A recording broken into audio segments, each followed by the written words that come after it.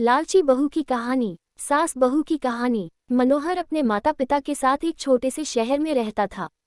वो एक कंपनी में काम करता था, जिसके पैसे से वह अपना खर्चा और अपने परिवार का खर्चा चलाता था। कुछ वर्ष बाद मनोहर की शादी हो जाती है। उसकी पत्नी का नाम रिया था। रिया एक बहुत ही लालची किस्म की औरत थी। रिया को जब भी पैसे मिलते थे तो वह तरह तरह के कपड़े और गहने खरीद लेती थी। वह जब भी किसी समारोह में जाती थी तो हमेशा नए नए कपड़े और गहने पहनकर जाना चाहती थी। जब उसके पास नए कपड़े और नए गहने नहीं रहते थे, तब वह अपने पति मनोहर से जिद करके खरीदवा लेती थी।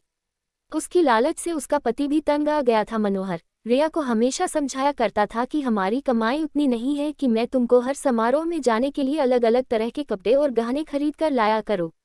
मगर रिया उनकी बातों को मानने के लिए तैयार ही नहीं होती थी। एक दिन जब रिया किसी समारोह में गई थी, तब उसकी एक सहेली मनीषा उसके घर पर आई।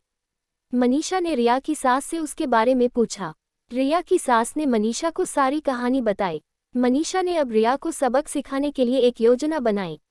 वह रिया के घर से सारा राशन लेकर चली गई और राशन के डिब्बे में अपने गहने और नए कपड़े लाकर भर दिए।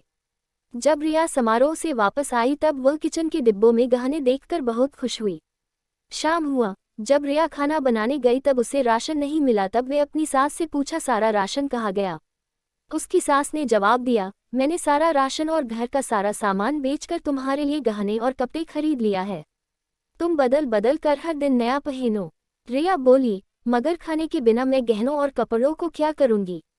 तभी उसकी सहेली मनीषा आई और उसने रिया को सब कुछ बताया कि यह तुमको सबक सिखाने के लिए किया गया था। अब रिया को समझ में आ गया, जीवन जीने के लिए सबसे ज्यादा जरूरी भोजन होता है, ना कि बदल बदल के गहने और कपड़े पहनना। रिया अब अपने पति के कमाई के अनुसार ही सारा काम करती थी और वह खुशी खुशी रहने लगी। धन्यवाद।